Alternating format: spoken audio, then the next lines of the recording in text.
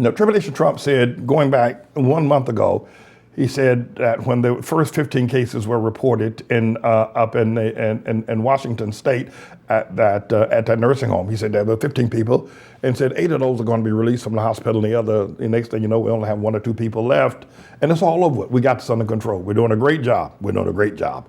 My administration, we're doing a great job. It's all be under control. It's all be under control, and we're doing a great job. In 15 days, and so a couple of weeks later, he said, well, we're going to hold, we need to, maybe have a time of social distancing. Then some idiot came along and told him that, declare it's all over it again, like he declared it. He had those 2 monkeys, one named Death, the other named Demon and Death, right?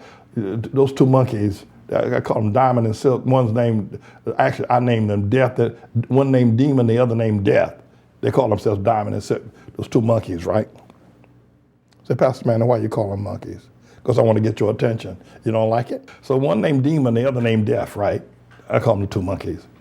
And the 2 organ grinder monkeys. They told Trump, here's what they told these 2 idiots, these 2 little idiots told Trump, say it's a miracle, Trump. Say it's going to all pass away like a big miracle. These 2, you have their pictures again. Is that what we put them up? The pictures, we put those pictures up there. The one named Demon, the other named Death. All you need is an organ grinder. The 2 monkeys. Anyhow, they told Trump because they Trump. I think Trump squeezing both of them. Anyway, so they told Trump to say it's going to be a miracle. Anyhow, so now Trump had to say yesterday he's not going to call off the event at Easter. All the churches will be packed. Trump talking about Easter is a very special time for me. It's a very special, very, very, very special time for me. Anyway, so, and Mr. Engineer, Jeremy Diamond accosted Trump yesterday in the Rose Garden and asked him a couple of questions, and Trump went off the rail. That boy just lies. I mean, he just lies, and he's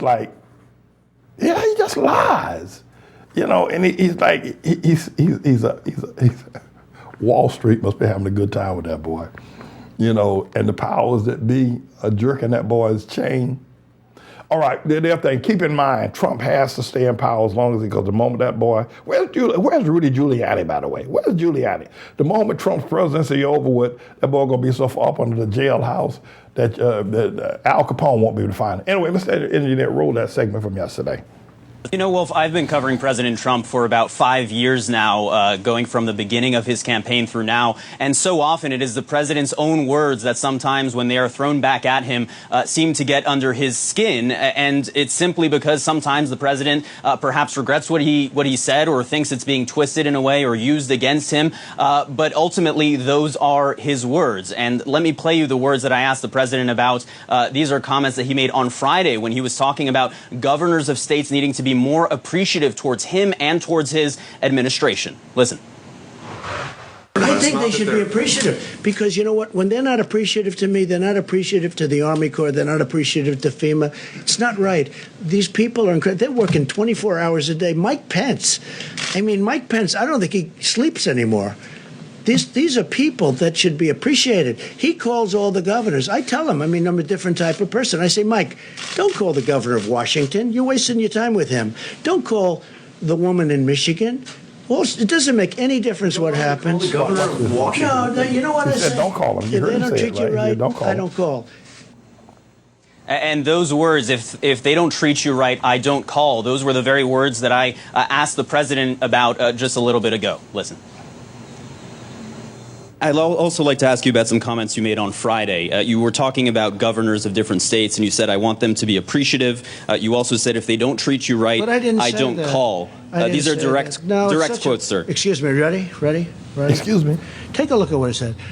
I want them to be appreciative of me, okay? And then you cut it off because it's fake news. You and of your administration. Fake news. Let me just finish it. You just said it again, and the answer's a lie. I could read you your full comments, sir, let me if just that say, would be easier. Your statement and your response and your answer is a lie. Because here's the story. You ready? I said, I want you to be appreciative of me. And then you go on, And then I go on, and you cut it off. I don't call. Who cut it off? No, I don't call. No, I don't call the governor of Washington why in now. this time? But Mike Pence calls, and the head of FEMA calls. I don't stop them. Did I ever ask you to do anything negative, Mike, to Washington, the state of Washington?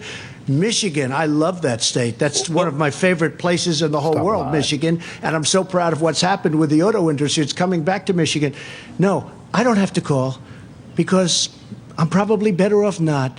Because we don't get, he's a failed presidential candidate. He's a nasty person. I don't like the governor of Washington. So you know who calls? I get Mike Pence to call. I get the head of FEMA to call. I get the admiral to call. When they disrespect me, they're disrespecting our government. And you know what?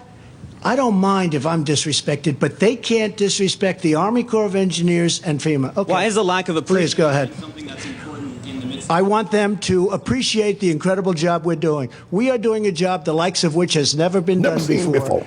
And there are a couple of people that know that. But for political reasons, let's say they're Democrats. They don't want to give this administration credit, and that's okay. But I don't have to deal with them. But our vice president does deal with them.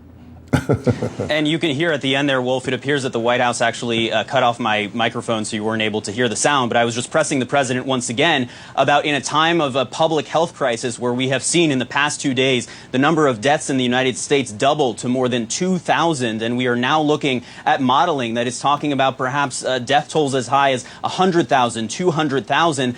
Why the president requires appreciation, whether it's towards him or towards his administration, in order for these states to get what they need. And again, just on the point of what these states are actually talking about and the criticism that the president sees, these are states that are talking about not getting enough equipment from the federal government or feeling like they are bidding against other states and they need the federal government to come in and take control of the supply chain. At the same time, Wolf, we have seen the administration fulfill some of the requests of these governors, even those whom the president has criticized. The governor of Michigan, Gretchen Whitmer, a day after the president said to Mike Pence, don't call her, he refers to her as the woman in Michigan.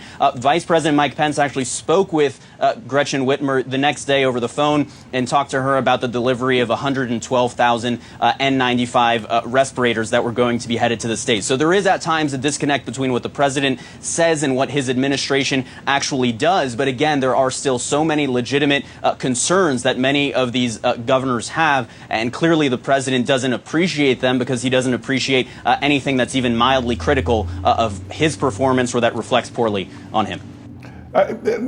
Trump has a very poor judgment. He's a con man. He just, he can't. It's impossible for him to be anything different. He is a degenerate. He has a void when it comes to certain human traits. He doesn't have them, and you can't, unless you open up his head and throw them in there. I don't know if even that would work. This is a bit of a news blog we do, looking at spiritual wickedness in high places for the most part, making some observations about it and giving people a biblical foundation to the way of interpreting, rather than have Sean Hannity or Laura Ingraham or Janine Pirro or Anderson Cooper or Rachel Maddow or Don Lemon, Rush Limbaugh interpret what's going on in the world. You come to me and I'll tell you based on what the Word of God says. They'll just give you their worldly, sinful view. But the Manning Report will tell you what God has said, whether to say yea or nay, whether to go or to stay. You'll be led by the word of Almighty God. Come to the Manning Report on a daily basis to interpret the spiritual wickedness in high places, because there's plenty of it that's going on. And so I'm the Lord's servant, James David Righteous Rebel Manning, and I'm here to serve you with news and information.